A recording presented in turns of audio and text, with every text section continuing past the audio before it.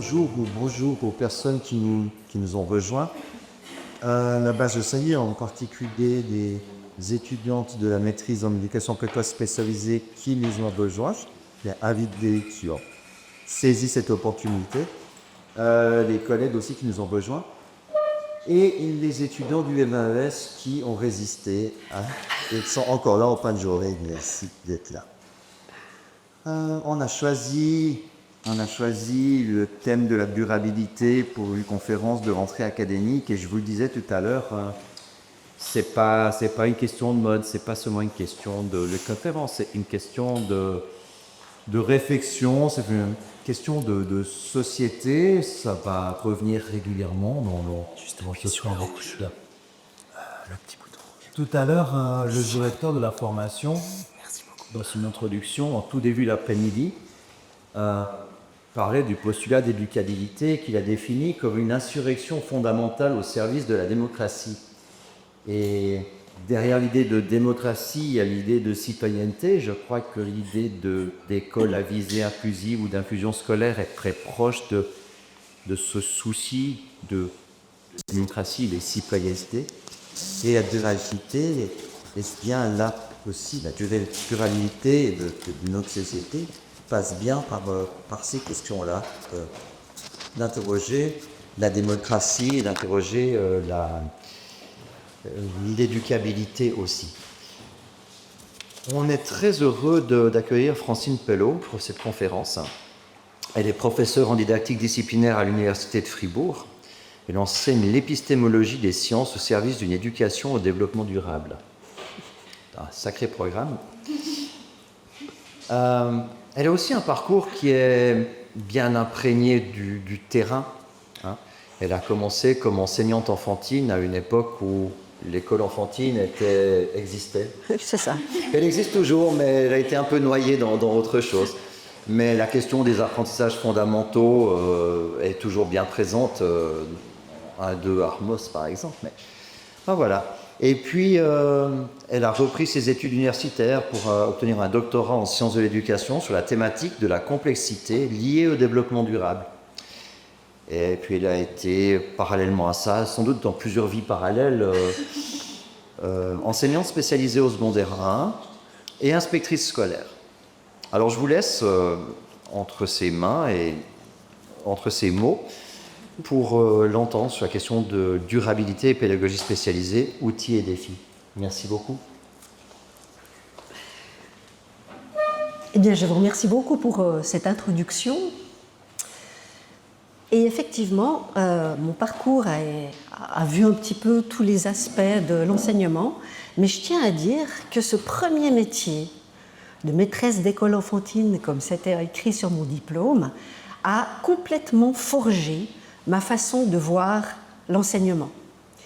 Et pour moi, ça a été vraiment quelque chose d'extrêmement important parce que c'est un moment où on peut vraiment aborder les thématiques dans toute leur complexité. On n'a pas d'horaire précis, on n'a pas de discipline, enfin en tout cas à l'époque, on n'avait pas de discipline précise, etc. Et donc on pouvait aborder une thématique en tenant compte de tous les aspects de cette thématique. Et c'est vraiment ce premier métier qui m'a conduit à développer la pensée complexe et à m'engager dans cette complexité liée au développement durable. Donc je tiens à remercier vraiment l'équipe qui a organisé cette conférence et qui me permet aujourd'hui vraiment de vous parler de quelque chose qui me tient vraiment très très très à cœur, parce que je suis effectivement persuadée que cette éducation en vue d'un développement durable peut réellement participer à mieux intégrer les élèves à besoins particuliers dans le système scolaire. Pourquoi ? Parce que les finalités de cette éducation en vue d'un développement durable, que je vous présenterai tout à l'heure, sont quand même très différentes et s'éloignent beaucoup de tout ce qui est mémorisation, qui est aujourd'hui quand même la clé de l'évaluation. Mais il y a aussi des pratiques pédagogiques qui sont vraiment liées à cette éducation en vue d'un développement durable, qui conduisent à des manières de faire en classe qui peuvent être différentes de celles que vous faites. bien que j'en suis persuadée, beaucoup d'entre vous en font déjà une bonne partie. Donc, pour commencer, eh bien, il faut quand même se mettre un peu d'accord sur qu'est-ce qu'on entend par développement durable. Alors, développement durable, ça s'abrège DD. Éducation en vue d'un développement durable, ça s'abrège EDD. Et bien qu'ici, à Lausanne, on parle plutôt d'éducation à la durabilité, ED, je vais continuer de parler d'éducation en vue d'un développement durable parce que c'est le terme officiel que l'on voit apparaître dans le PER. Donc je vais rester à cette appellation officielle. Donc qu'est-ce que ça veut dire? Qu'est-ce qu'on met derrière ce développement durable? Eh bien, je vous donne dans le sous-titre de ce slide une première indication. Le développement durable, tel que je vais vous le présenter aujourd'hui, parce qu'il y a différentes visions du développement durable aussi, est un développement qui devrait tenir compte des limites planétaires. Qu'est-ce que ça veut dire? Vous avez certainement tous entendu parler du jour du dépassement. Ce jour du dépassement, eh bien, c'est en fait une date dans l'année calculée par une ONG américaine qui s'appelle Global Footprint Network et qui indique à partir de quelle date l'humanité est supposée avoir consommé l'ensemble des ressources naturelles que la planète est capable de produire en une année, mais aussi ce qu'elle est capable de régénérer et d'absorber dans nos déchets. Et vous voyez que le jour du dépassement pour la Suisse en 2025 a été le 7 mai. Ce qui veut dire qu'en 5 mois, on a consommé tout ce que la planète pouvait apporter pendant une année. Si on regarde au niveau mondial, c'est le 24 juillet.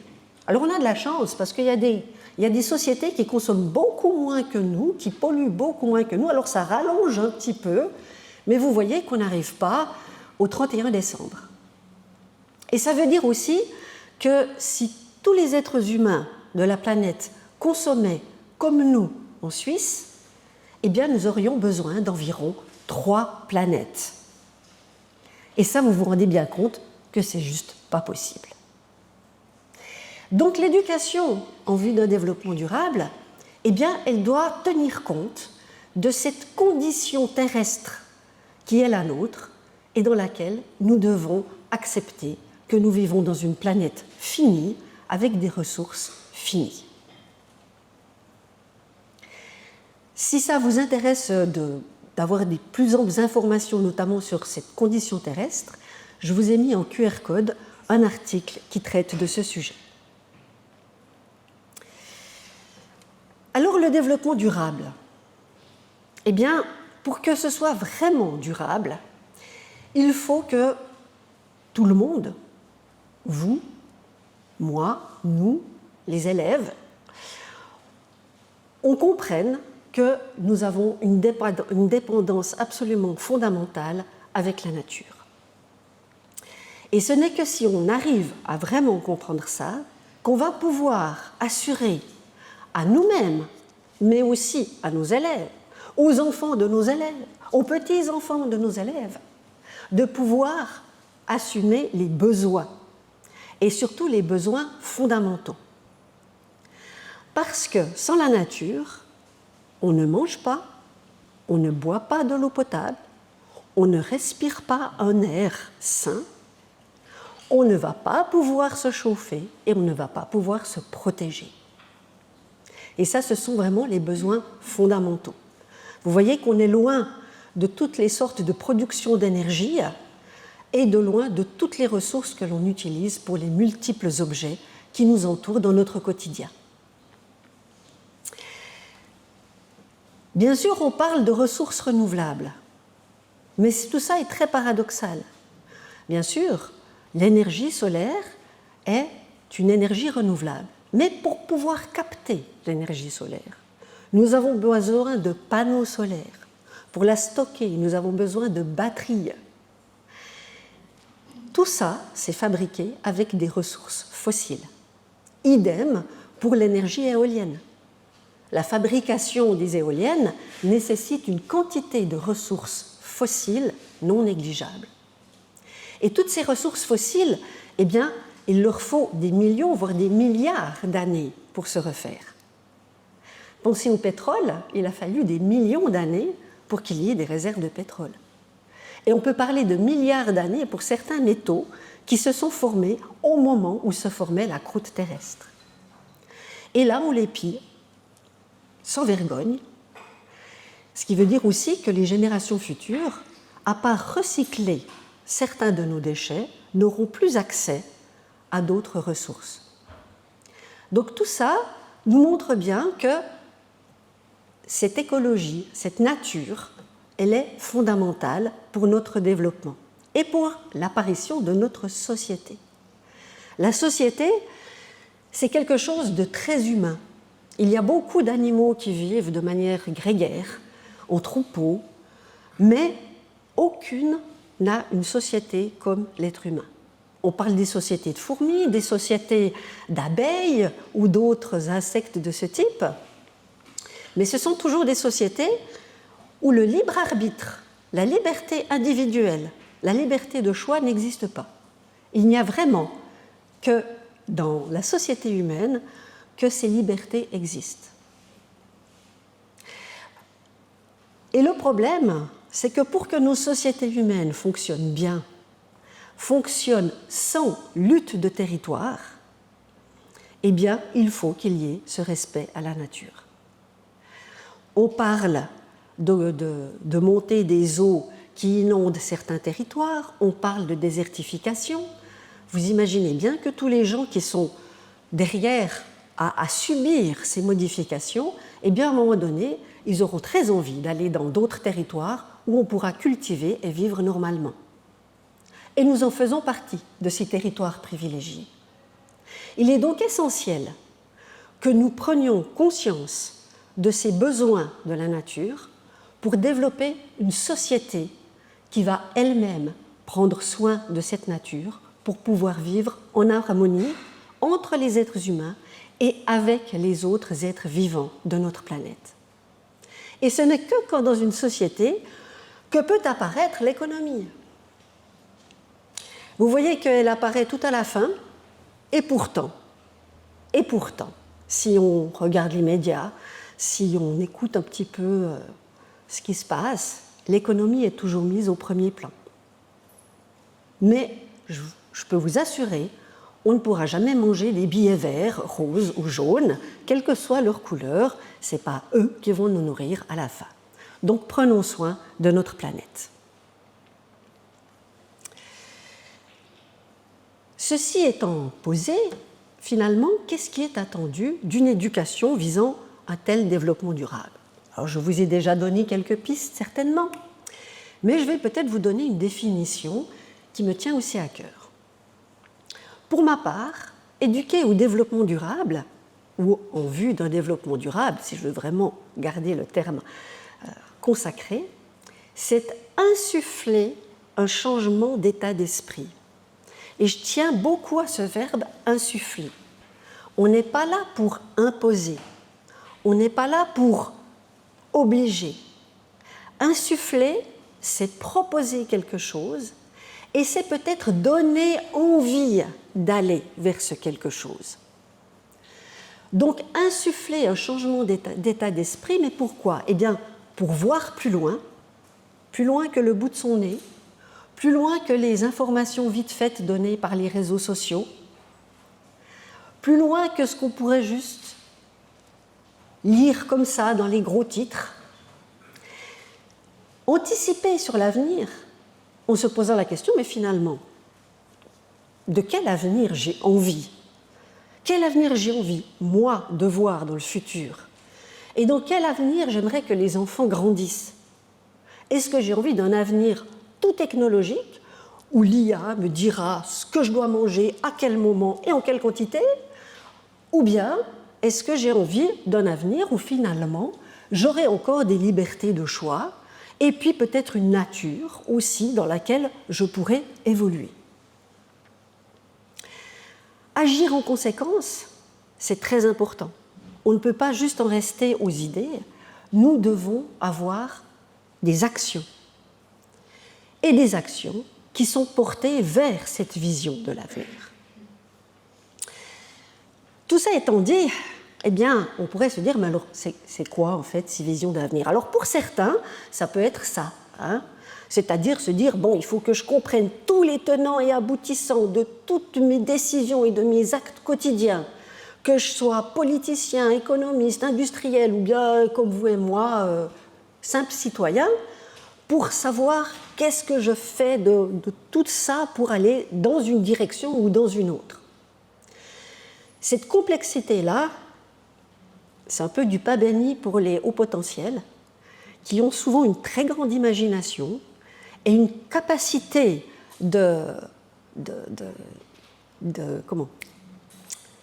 d'arriver à imaginer les choses, de créativité, qui leur permet de mettre en lien des informations et d'anticiper de manière assez simple. Maintenant, pour la plupart des gens, c'est très compliqué d'arriver dans cette vision-là, même si on devrait, en tant qu'adulte, y arriver d'une certaine manière, hein. Mais pour beaucoup d'élèves, et surtout chez les jeunes élèves, on ne va pas leur demander ça. On va se baser sur des situations tout à fait quotidiennes, tout à fait simples, mais en leur demandant de voir plus loin, d'anticiper sur l'avenir et d'agir en conséquence. Je vous prends un exemple tout simple. Un élève se fait piquer son jouet. Comment est-ce que je vais réagir? Est-ce que je vais aller prendre mon jouet violemment? Est-ce que je vais taper sur l'autre pour lui faire comprendre que quand même, je ne veux pas qu'il me vole mes jouets? Est-ce que je vais aller lui demander gentiment de me rendre mon jouet, au risque de, moi, me faire taper dessus? Est-ce que je vais dire, bon, tant pis, je vais chercher autre chose? Ou est-ce que finalement, je vais essayer de jouer avec lui parce que j'ai quand même envie de jouer avec ce jouet? Vous voyez que je prends deux extrêmes, hein? La complexité dans sa totalité et puis un exemple beaucoup plus simple. L'essentiel, là-dedans, c'est que les enfants prennent conscience que justement, leurs actions, leurs décisions ont des répercussions. Et que ça, c'est notre devoir, de leur montrer, ok, qu'est-ce que tu décides dans cette situation? Pourquoi est-ce que tu veux faire ça? D'accord, fais-le. On n'est pas là pour leur imposer, on n'est pas là pour les endoctriner, ou même juste pour les faire obéir sans comprendre. On est vraiment là pour leur présenter vers quoi ils vont aller. Ok, tu choisis d'avoir cette attitude, eh bien voilà ce qui va se passer. Assume-le. Et ça, c'est un petit peu notre devoir. Donc vous voyez que là, on est dans des éléments, anticiper sur l'avenir, penser des mises en relation, etc. On est dans des compétences cognitives. Mais là, derrière, vous voyez bien qu'il y a essentiellement de l'émotionnel. Parce que dans une situation comme dans l'autre, aussi extrême qu'elle soit, il peut y avoir des sentiments de rage, des sentiments d'injustice. Eh bien, qu'est-ce qu'on fait de ces sentiments-là? Déjà, il faut qu'on arrive à les nommer. Et là aussi, c'est notre devoir. C'est d'aider les élèves à identifier leurs émotions. Et une fois qu'on a identifié ces émotions, c'est beaucoup plus facile d'apprendre à les gérer. Ok, t'as la rage là. Mais est-ce que vraiment, en allant taper l'autre, ça va améliorer la situation? Réfléchis bien. Et là, ça, c'est vraiment notre rôle à nous, d'accompagner les élèves dans ces décisions. Donc, vous l'aurez déjà compris un petit peu, j'anticipe sur la suite. L'éducation en vue d'un développement durable vise d'abord des capacités et des compétences, et même si ces dernières ont besoin de connaissances, parce que c'est très rare qu'on puisse développer des capacités et des compétences sans connaissances, eh bien celles-ci ne constituent pas l'essentiel des apprentissages. D'ailleurs, si on veut être honnête, on pourrait se poser la question, mais finalement, quelles sont les connaissances que devraient avoir les élèves pour affronter cette suite du XXIe siècle. Et ce n'est pas une question anodine, parce que nous, en tant que membres du corps enseignant, eh bien, on a l'habitude d'enseigner des savoirs, des connaissances notionnelles, de suivre un programme ou des moyens d'enseignement qui nous disent ce qu'on va aborder comme sujet. Mais finalement, est-ce qu'on peut raisonnablement décider une fois pour toutes quels sont les savoirs qu'il faut aborder avec les élèves? Il y a certainement forcément des incontournables. On revient toujours sur lire, écrire, calculer. Mais pour moi, lire, écrire, calculer, ce sont d'abord des outils au service de tous les autres domaines. Parce qu'effectivement, si on n'a pas ça, alors on n'a accès à aucune connaissance. Et là, on n'aura accès non plus à pratiquement aucune compétence, sauf certaines compétences sociales. Et puis, si je vous montre toutes ces images, eh bien, on voit bien qu'il n'est pas possible d'aborder toutes les connaissances disciplinaires que ces sujets nécessiteraient. Alors, comment est-ce qu'on peut faire? Et là, ce que moi je vous propose, c'est justement d'aborder ces éléments-là à travers les compétences et les capacités. Alors, vraiment pas pour remplacer les connaissances, parce qu'on aura vraiment besoin de ces connaissances, mais pour apprendre à chercher ces connaissances, à les comprendre, à les mettre en leur relation, donc à les utiliser à bon escient. Et là, on est vraiment déjà dans des compétences. Et puis aussi, de nouveau, pour apprendre à gérer ses émotions. Parce que finalement, toutes ces images, moi, je les ai tirées des médias, de l'actualité. Donc des choses que les élèves, vos élèves, peuvent aussi voir, que ce soit à la télévision, dans un journal ou ailleurs. Donc ils sont confrontés à cette réalité. Ils sont confrontés aux guerres. Ils sont confrontés à la violence. Et finalement, on parle beaucoup d'éco-anxiété, mais pour des enfants, se dire que la guerre, il y en a déjà partout dans le monde, est-ce qu'elle ne va pas finir par venir jusque chez nous? C'est très anxiogène. Puis quand on voit les images de Blatten, se dire que peut-être notre maison, c'est la prochaine à disparaître sous une inondation ou un éboulement, c'est extrêmement anxiogène. Donc pour toutes ces raisons, moi je vous encourage à oser aborder l'actualité avec vos élèves. Parce que ce n'est que comme ça que vous leur donnerez l'occasion de pouvoir exprimer leurs émotions, de pouvoir les comprendre et donc de pouvoir mieux les gérer. Et c'est vraiment là toute la problématique de l'éducation en vue d'un développement durable. Parce que toutes ces images, elles montrent bien un développement non durable. Donc il faut arriver à le changer. Il faut changer ce développement mortifère pour arriver dans un développement où l'être humain est en harmonie avec les autres êtres humains, mais aussi avec les autres êtres vivants de cette planète. Alors, qu'est-ce que pourrait offrir l'éducation en vue d'un développement durable? En lien peut-être un petit peu plus avec le sujet qui nous intéresse, c'est l'enseignement spécialisé. Si on ancre notre enseignement dans des situations réelles, issues de l'actualité ou du quotidien des élèves, parce qu'on ne va pas non plus prendre des sujets d'actualité trop complexes pour des élèves en bas âge. Il faut aussi respecter l'âge des élèves. On peut donc d'une part donner un sens réel, et pas uniquement scolaire, aux connaissances, aux savoirs qu'on va aborder avec eux. Les thématiques, qui sont vraiment souvent très interpellantes pour une majorité des élèves, peuvent leur permettre d'apprendre de nouveau à identifier leurs émotions et à nous de les accompagner. Et là, on est bien face à des développements de compétences. Nous avons mené une recherche sur cette évaluation, ce développement des compétences et leur évaluation. Et quand nous avons interrogé les enseignants, très souvent, les enseignants nous parlaient de choses qu'ils percevaient chez leurs élèves qui n'étaient pas tout à fait de l'ordre de ce qu'on attend à l'école.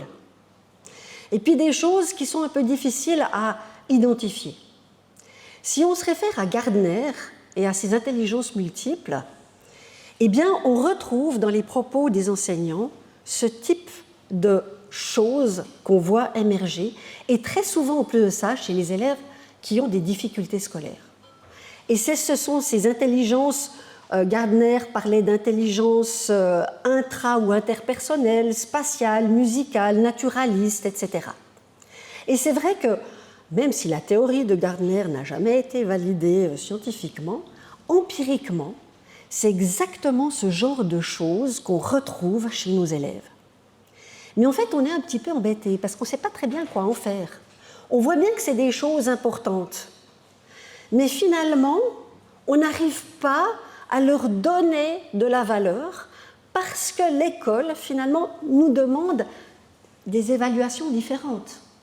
Donc, qu'est-ce qu'on peut faire de tout ça? Au-delà de ce qu'on est obligé de faire, entre les planifications annuelles et les épreuves cantonales, qu'est-ce qu'on peut faire de tout ça? Parce que ce dont le monde a besoin aujourd'hui, c'est avant tout de compétences socio-émotionnelles, et notamment de l'empathie. Pourquoi? Parce qu'il n'y a que l'empathie qui peut nous permettre de lutter contre l'individualisme, l'égoïsme, les luttes raciales et religieuses, les guerres sous toutes leurs formes, toute la ségrégation. À partir du moment où on développe de l'empathie, on est capable de comprendre les problèmes des autres. Mais aussi parce que l'empathie, elle permet d'arriver au respect de toute forme de vie et à la compréhension du partage équitable des ressources entre tous les êtres vivants. Parce qu'on peut aussi être en empathie avec les animaux, on peut être en empathie avec la nature, et pas seulement avec ses semblables. Et puis l'empathie, elle conduit aussi à la confiance en soi, pour celui qui va, je mets entre guillemets le verbe consoler. Parce que c'est important de pouvoir consoler quelqu'un. Et puis, ça va permettre la construction de l'estime de soi pour celui qui est consolé. Parce que si on est consolé par quelqu'un, ça veut dire qu'on a de la valeur. Ça veut dire qu'on existe pour quelqu'un. Ça veut dire qu'on est reconnu. Et ça, c'est hyper important pour beaucoup d'enfants qui ne retrouvent pas cette estime d'eux-mêmes, même parfois dans le cercle familial. Donc cette empathie, elle va jouer autant pour celui qui est empathique que pour celui qui va recevoir cette marque d'empathie. Donc c'est hyper important. Bien sûr, le monde, il n'a pas seulement besoin de personnes qui ont des compétences socio-émotionnelles, il a besoin aussi d'avoir des personnes qui sont capables de comprendre la complexité pour pouvoir relever les défis à venir. Il n'est donc pas inutile de penser évaluer ses capacités et ses compétences. Alors, j'utilise le terme « évaluer ». Il ne faut bien sûr pas le prendre dans l'idée de mettre des notes et puis de faire une évaluation certificative. Non. Évaluer peut être réellement un outil pour l'apprentissage. Et dans ce cas, il faut le voir comme une progression, une évolution de soi qui va nous permettre un développement personnel. Parce que si on peut voir nos progrès, les mesurer pour soi d'abord, et puis peut-être aussi pour les autres, eh bien, on arrive à construire cette confiance en soi dans notre capacité à apprendre. Et ça, c'est absolument essentiel. Donc, dans notre recherche, nous avons identifié 3 types de compétences. Les compétences cognitives, les compétences socio-émotionnelles, interpersonnelles et intrapersonnelles, et les compétences métacognitives.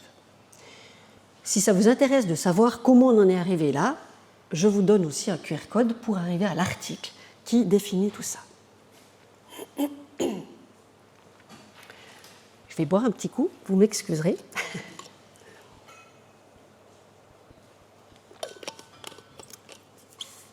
Alors je m'excuse déjà pour le grand tableau que je vais vous présenter qui est, j'avoue, un petit peu indigeste, mais j'en ai quand même besoin pour présenter vers quoi peut conduire l'éducation en vue d'un développement durable.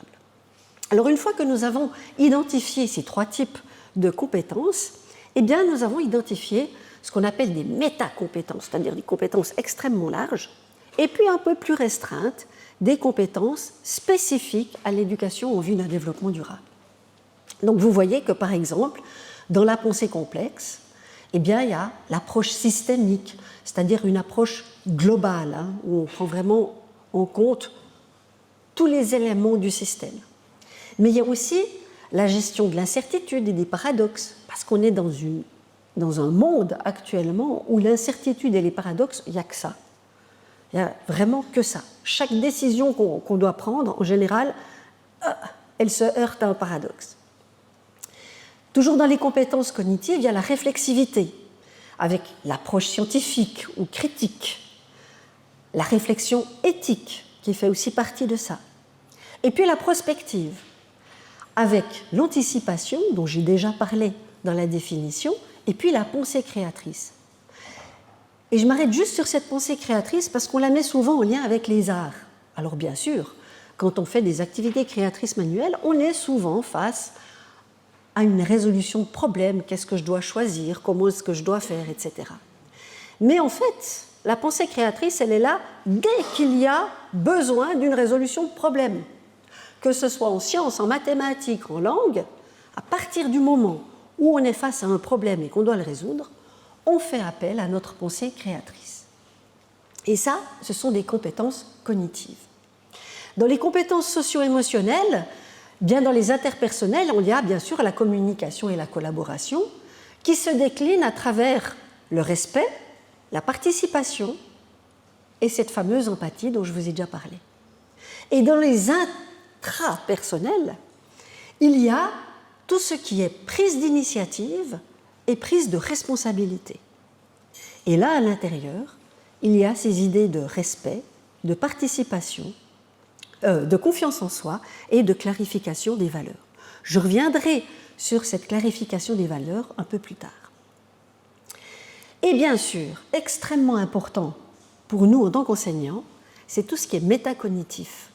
Parce que le métacognitif, c'est tout ce qui a un lien avec apprendre à apprendre. Comment est-ce que j'apprends? Quels sont les outils que je me donne pour apprendre? Mais aussi la responsabilité que l'on prend vis-à-vis de son propre apprentissage. Et c'est là que l'évaluation a tout son sens. Et tout ça, bien sûr, pour développer l'autonomie et pour pouvoir envisager un apprentissage tout au long de la vie. Comme le développement des compétences se fait sur le long terme, je dirais même qu'il va commencer en 1-2H avec des choses très simples comme l'exemple du jouet, et il va se poursuivre avec toujours un peu plus de complexité pour arriver jusqu'à la fin de la scolarité obligatoire, où là, on devrait vraiment voir apparaître ces différentes compétences. Mais vous voyez que ça se construit sur le long terme. Et donc, pour un petit peu faciliter ces approches, nous avons divisé ces compétences en capacités. Et les capacités, vous pouvez simplement les prendre comme des objectifs d'apprentissage. Je vous en donne quelques exemples. Par exemple, si je reprends justement dans la collaboration et la communication, une capacité qu'on pourrait évaluer, c'est écouter l'autre, tenir compte de son avis. C'est-à-dire qu'à la fin de la scolarité, l'élève devrait être capable d'écouter l'autre et de tenir compte de son avis. Il devrait être capable, dans la participation, de partager ses idées et de chercher à comprendre celles des autres. Et dans l'empathie, de se mettre à la place d'eux. Je ne vais pas toutes vous les détailler, si ça vous intéresse, vous aurez largement l'occasion de le faire par ailleurs. Je voulais aussi vous montrer qu'on retrouve bien sûr les 5 capacités transversales que l'on trouve dans le PER. Simplement, elles ne sont pas forcément dans la colonne capacité parce qu'il y en a certaines qui sont vraiment des compétences, donc quelque chose d'extrêmement large, alors que les capacités, c'est quand même on va dire des petits bouts, hein, même si j'aime pas trop cette idée-là, mais c'est quand même des éléments qui amènent à quelque chose de plus grand. Alors, je ne vais pas vous présenter la manière dont on peut envisager l'évaluation de ces capacités. Mais si ça vous intéresse, on prend volontiers un moment pendant les questions pour revenir là-dessus, mais je verrai votre intérêt par rapport à ça. Par contre, je vais m'attarder sur la manière dont on peut envisager de développer toutes ces capacités en classe. Et pour ça, eh bien, on va continuer de voir ce que peut offrir l'éducation en vue d'un développement durable. Donc il faut imaginer un enseignement vivant, basé sur des approches pédagogiques tournées vers l'expérience vécue. Ça, c'est quelque chose d'extrêmement important et c'est quelque chose de vraiment spécifique à l'éducation en vue d'un développement durable. Donc on retrouve là derrière la pédagogie de projet, les investigations, les expériences, autant de manières d'amener les élèves à s'intéresser à des sujets qui les passionnent et dans lesquels ils vont trouver du plaisir à chercher, à acquérir, voire maîtriser certaines connaissances. Car il ne faut pas minimiser le plaisir d'apprendre. Et on le connaît tous en tant qu'enseignants. Parce que quand on a compris quelque chose, on est les premiers à vouloir l'expliquer. Et bien chez les élèves, c'est un peu la même chose. Quand on a compris quelque chose, on a beaucoup de plaisir à aller l'expliquer aux autres. Et c'est là que les approches pédagogiques tournées vers l'expérience est quelque chose d'extrêmement positif pour emmener les élèves. Et ce n'est donc que dans ce genre de situation, à travers ces pédagogies actives, que les connaissances disciplinaires deviennent des outils pour atteindre les objectifs. Si on a un objectif en pédagogie de projet, eh bien on a besoin d'aller chercher plein de connaissances. Mais c'est des connaissances qui ont du sens. Et on va être content de les amener pour pouvoir aller jusqu'à la réalisation de notre projet. Les élèves sont donc placés dans une situation qui valorise et stimule leur pouvoir d'agir. On s'éloigne donc clairement de la simple mémorisation. Alors pour toutes celles et ceux qui ne sont pas forcément habitués à ce type de pédagogie, n'hésitez pas à vous faire aider. Il y a par exemple des activités en plein air à la Maison de la Rivière à Tolochna qui vont vraiment dans ce sens-là. On emmène les élèves dehors, ils vont devenir des détectives, ils vont devoir chercher pourquoi ce canard est mort. Est-ce qu'il a été tué par un autre animal? Est-ce que c'est l'eau de la rivière qui est polluée? Est-ce qu'il a avalé quelque chose, etc., etc. Ils vont devenir des détectives et ils vont apprendre quantité de choses sur les interactions au niveau de la nature et avec l'être humain. Il y a plein d'autres associations, Sylviva, VVF, etc., qui proposent des activités super intéressantes. À réaliser plus en classe, il y a toutes les ressources d'éducation 21. Je pense notamment aux mystéries, qui sont très ludiques, qui amènent vraiment une approche systémique, c'est-à-dire la mise en relation de différentes connaissances pour comprendre comment ça s'est passé, etc. Et maintenant, ils ont même fait une ressource qui vous permet à vous de construire votre propre mystérie avec vos élèves. Donc, n'hésitez pas. Et puis, je me fais un petit peu de pub parce qu'avec notre équipe de recherche, on a un blog où on met à disposition des ressources clés en main pour faire de la pédagogie de projet. Et là, on est vraiment dans des approches très, très interdisciplinaires, où on part d'un sujet global, ça peut être la mer d'Aral. En général, on n'étudie pas la mer d'Aral à l'école primaire, mais on peut partir de la mer d'Aral pour comprendre une problématique locale. Et là, on est vraiment dans de la pédagogie de projet. Pour reprendre ce que je connais le mieux, vous l'aurez compris, c'est la pédagogie de projet. Eh bien, elle permet nombre de différenciations qui vont permettre à tous les élèves de trouver leur place. Parce que dans un projet, tout le monde ne va pas faire la même chose. Et là, c'est super intéressant parce que vraiment, on va pouvoir définir quelle tâche va être entreprise par qui, et cette personne en aura la responsabilité. Alors ça peut être un élève, ça peut être un groupe d'élèves, etc. Mais dans une pédagogie de projet, s'il faut aller chercher beaucoup d'informations, mais faire des liens entre ces différentes informations pour comprendre le sujet, on va demander ça justement plutôt à des HP ou à des bons élèves qui ont vraiment ces potentiels-là. Il faut vraiment penser au potentiel des élèves. Et puis, il y a ceux qui seront plus à l'aise à aller faire un interview pour savoir ce que pensent les gens sur cette thématique-là ou bien comment ils réagissent, etc. Et puis, il y a ceux qui vont être plus à l'aise dans la réalisation, je ne sais pas, d'affiches qu'on va mettre dans le corridor pour montrer aux autres élèves tout ce qu'on aura fait dans notre projet, etc. Donc, chacun va trouver chaussure à son pied avec des objectifs qui vont être adaptés à leur potentiel.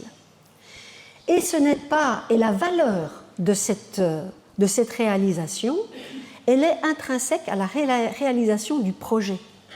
Parce qu'on aura besoin de tous ces éléments, donc ils ont tous finalement la même valeur, parce qu'ils amènent quelque chose au projet global. Et ça, c'est quelque chose de super intéressant. Et puis, il faut des feedbacks réguliers, soit en individuel, soit par groupe, soit avec toute la classe, parce que quand on est dans une pédagogie de projet, c'est toute la classe qui est intéressée, et des feedbacks qui montrent, par exemple, l'investissement. Un groupe d'élèves peut très bien dire à un autre groupe, franchement, on vous a donné toutes ces infos, mais la manière dont vous les avez mises sur votre affiche, c'est franchement moche. Moi, je trouve que vous auriez pu vous investir un petit peu mieux. Alors, on peut peut-être les aider, etc., etc., mais il faut avoir des feedbacks. Il ne faut pas toujours dire « oh, c'est beau, c'est beau, c'est beau ». Il faut des fois avoir des feedbacks constructifs, où on montre à l'élève qu'il peut faire mieux. Parce que c'est là aussi les challenges. Il ne faut pas en rester à ce que les élèves savent faire. Il faut les amener plus loin. Et puis, la motivation dans un projet, avec l'encouragement des autres, et leur montrer que oui, on est capable de s'investir et de prendre la responsabilité de cette partie-là, et voilà, un moteur pour apprendre.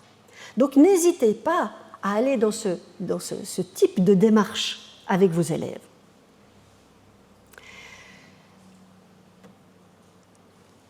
Et puis pour les élèves aux difficultés d'apprentissage, une telle approche, ça leur permet de plus s'impliquer. Parce que justement, la différenciation se situe à tous les niveaux. Au niveau des connaissances, au niveau des actions à réaliser, au niveau de la responsabilité à prendre, de la grandeur des tâches à faire, etc., etc. Donc on peut vraiment trouver pour chaque élève aux difficultés scolaires, d'une manière générale, que ce soit les HP ou bien les autres, des éléments qui vont être vraiment porteurs de sens. Enfin, et si l'organisation scolaire le permet, moi je vous encourage à offrir à vos élèves l'opportunité de se confronter à de l'inattendu. Par exemple, si vos élèves sont à fond dans une activité et qu'on a fini l'heure de sciences et qu'on devrait passer à l'allemand, les arrêtez pas. Zappez l'heure d'allemand, vous la ferez à un autre moment. Mais encouragez vos élèves à continuer, à persévérer, à finir leur travail. Là aussi, on est dans des compétences qui sont malheureusement pas trop développées à l'école, mais la persévérance, c'est quelque chose d'essentiel dans l'apprentissage. Et on est dans une société de zapping. Donc il ne faut pas qu'à l'école, elle en rajoute une couche. Donc si vous avez l'opportunité, des fois on ne peut pas, c'est l'heure de gym, on doit partir à la gym, mais si vous avez l'opportunité de leur dire « Ok, je vois que vous êtes à fond là-dedans, allez, on continue », faites-le. Et à adapter votre grille horaire en fonction des besoins du projet et des besoins des élèves. N'oubliez pas que votre grille horaire, c'est comme les moyens d'enseignement. C'est recommandé, mais ce n'est jamais obligatoire. Ça se discute avec vos directeurs. Allez, je suis un peu provocatrice, mais je pense qu'il y aurait des choses à faire. Dans le même ordre d'idées, pour continuer, allez, je rajoute une couche, hein, toutes les problématiques de développement durable nécessitent une approche interdisciplinaire. Ça, c'est sûr. C'est ce qu'on appelle aussi une approche systémique. L'interdisciplinarité, c'est aussi un bon moyen de décloisonner les grilles horaires. Parce qu'on peut faire réaliser aux élèves qu'en lisant ce texte, parce qu'on est en train de faire du français, c'est un texte qui nous parle du plastique, qui nous parle du pétrole, qui nous parle de la déforestation, de la biodiversité, et donc qu'on a des connaissances dans une autre matière que celle du français. Je vais vous donner un tout petit exemple, c'est la soupe de plastique dans les océans. C'est une des thématiques qu'on a dans nos ressources transformation. À travers les questions qu'on peut se poser, alors là j'en ai mis que quelques-unes, hein, eh bien, rien qu'on se demandait, mais finalement c'est quoi le plastique, hein, parce qu'il y a beaucoup d'enfants, ils ne savent pas encore que le plastique c'est du pétrole quand même. Hein. D'où il vient? Comment il est arrivé dans ces océans, hein? Quelles sont les conséquences de ce plastique dans les océans? Puis qui est responsable, etc., etc. À travers ces questions que se posent volontiers les élèves, eh bien, on va vraiment pouvoir faire de l'interdisciplinarité. Et vous voyez que là, j'ai pris ce qui est dans le cycle 2. On voit qu'on va pouvoir faire SHS, MSN, de la formation générale, des langues et même de l'éducation numérique. Et c'est l'avantage du PER. Parce que le PER, il met rarement des objectifs en lien avec des thématiques précises. Ce sont les moyens d'enseignement qui vous guident vers des thématiques précises. Mais très honnêtement, si je prends SHS 21, identifier les relations existantes entre les activités humaines et l'organisation de l'espace, on ne nous dit pas qu'il faut que vous alliez à côté de Lausanne pour voir comment les paysans font dans leurs champs. On peut aussi voir pourquoi la mer d'Aral a disparu en fonction des activités humaines. Et vous voyez que, dans l'un comme dans l'autre, on va arriver aux objectifs du PER, mais avec des sujets peut-être un petit peu plus interpellants que ceux qu'on trouve classiquement dans les MER, même si les MER sont très bien faits et qu'il y a vraiment des choses à prendre dedans. Mais aussi souvent, on peut faire des liens après avec les MER et revenir sur des choses très locales. Et là, ça prend beaucoup plus de sens pour vos élèves. Vous voyez, on peut jouer avec tout ça. Maintenant que j'ai passé tout ce que l'éducation vue d'un développement durable pouvait offrir, eh bien, on va voir aussi qu'il y a des challenges. Par exemple, le premier, les problématiques de développement durable sont complexes et demandent de faire des liens et d'explorer les différents points de vue. C'est un vrai challenge. Alors ça peut être un vrai handicap pour certains élèves, mais ça peut être aussi une opportunité. Et là, je reviens vers tous les hauts potentiels qui vont adorer tisser des liens entre différentes informations et puis comprendre les tenants et les aboutissants. Et puis, n'oubliez pas que justement, avec d'autres élèves, on peut trouver des sujets plus simples. Je reviens à mon exemple du jouet volé, hein, où on va aussi tisser des liens, peut-être beaucoup moins complexes, mais qui vont aussi permettre d'aller un petit peu plus loin. Et puis, on peut demander des choses très simples au départ. Eh bien, on donne 2 informations. C'est quoi le lien entre ces 2 informations? Ah ben, c'est super, t'en as trouvé un. T'en trouverais un deuxième maintenant? Oh, génial, t'en as trouvé 2. Allez, un troisième? Oh, vraiment formidable. Puis maintenant, si je te donne 3 informations, t'arrives à me trouver le point commun, le lien entre ces 3 informations, etc., etc. Et de cette manière-là, on va faire progresser les enfants pour développer une véritable pensée complexe. Deuxième challenge, l'élève se retrouve face à des questions qui n'ont pas de réponse unique ou des réponses qui dépendent de différents points de vue. Alors l'école, c'est vrai qu'elle a la fâcheuse tendance à avoir toujours la bonne réponse. Et puis nous, en tant qu'enseignants, on est toujours un petit peu embêtés si on n'a pas la bonne réponse, ce qui fait aussi qu'on hésite souvent à entrer dans ces thématiques qu'on ne maîtrise pas. On devrait complètement se décomplexer. Personne ne maîtrise toutes ces thématiques. Par contre, on peut maîtriser les outils pour aller chercher les bonnes informations. Et là, ça devient intéressant. Parce qu'on devient plus le spécialiste de la thématique, mais le spécialiste de comment on va chercher les informations pour comprendre la thématique et la développer. Et là, on va pouvoir aussi aider nos élèves à développer un esprit critique, en leur faisant remarquer d'où viennent les sources, qui les a écrites, qui les a données, etc., etc. Et puis là aussi, on est dans un monde où il n'y a pas qu'une seule bonne réponse. Et puis que les différents points de vue sont toujours des bonnes réponses, mais diverses. Si on peut, par exemple, faire un débat sur la réintroduction du loup dans nos régions, on va très vite voir que le propriétaire de moutons, il a un avis, que celui qui fait de l'élevage de patous a un autre avis, que celui qui donne les subventions pour les moutons morts par le loup a un autre avis, que le défenseur du loup a un autre avis, etc. Qui a raison? Mais tout le monde. Parce que tout le monde a un point de vue différent. Donc comment est-ce qu'on fait dans ces cas-là? Et là, c'est super intéressant parce que, de nouveau, on doit se mettre à la place de l'autre pour comprendre l'autre. On est de nouveau dans une forme d'empathie. Mais pour des enfants où on ne peut pas faire ce type de débat, on peut prendre des questions beaucoup plus simples. Pourquoi est-ce qu'on a l'interdiction de courir dans la classe et dans les corridors? Ben voilà, on va peut-être réfléchir à ça. C'est quoi mon point de vue? Moi, j'aimerais bien courir dans la classe et dans les corridors. Mais qu'en pense l'enseignante? Qu'en pensent les autres classes? Et de nouveau, on va voir qu'il y a vraiment des points de vue différents. Les points de vue se construisent autour de valeurs. Il est donc essentiel d'aider les élèves à clarifier leurs valeurs sans leur imposer les nôtres. Alors à ce titre, il y a des histoires très simples. Moi, je ne sais pas si vous connaissez Justine et la pierre de feu.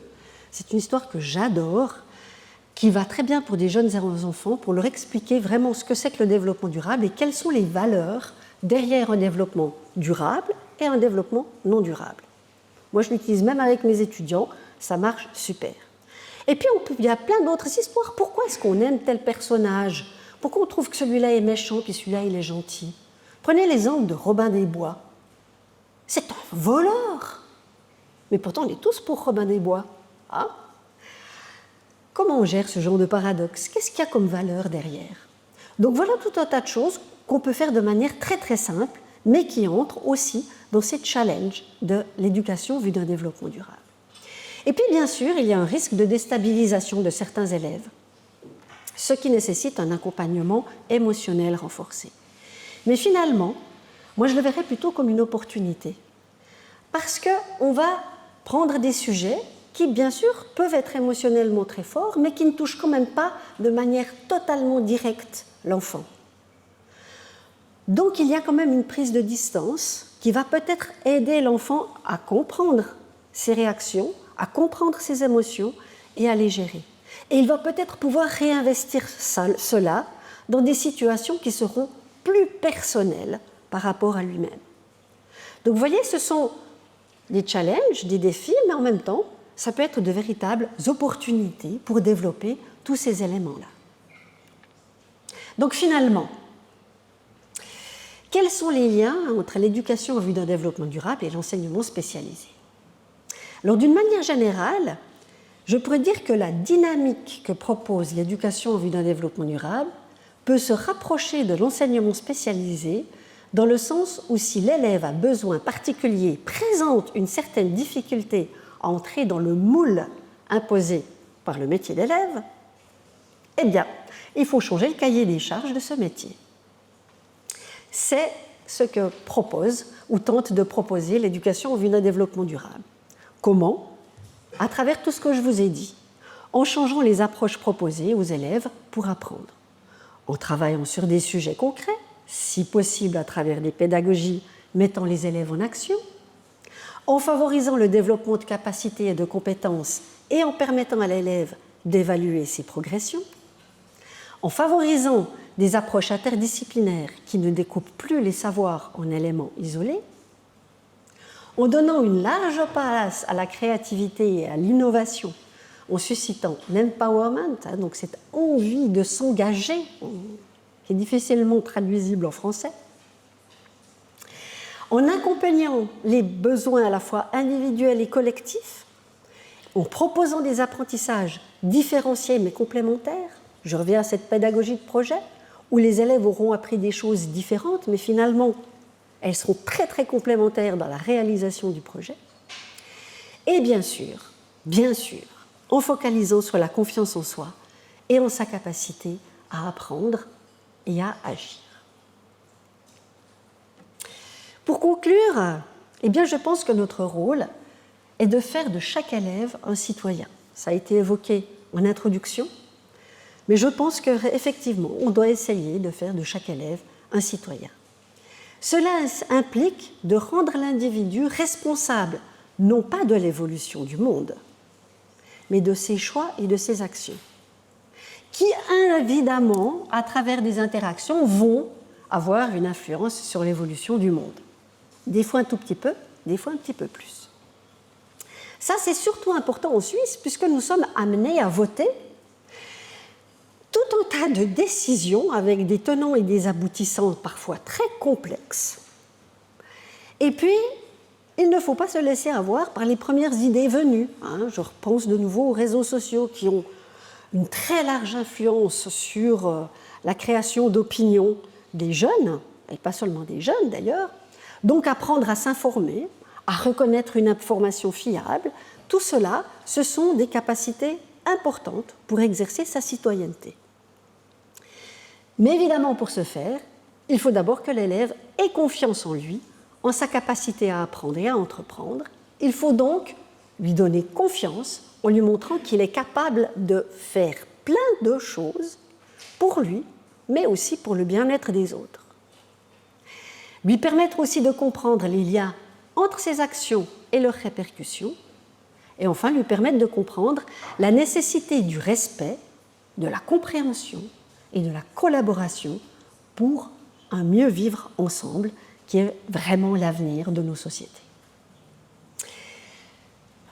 Avant de vous quitter, je ne résiste pas à vous partager cette citation d'Olivier Hamon, qui est un biologiste, et qui dit « En basculant de la performance à la robustesse, nous entrerons dans un monde viable. » La robustesse, c'est aussi l'éloge de la lenteur, de l'ancrage, de la compréhension approfondie,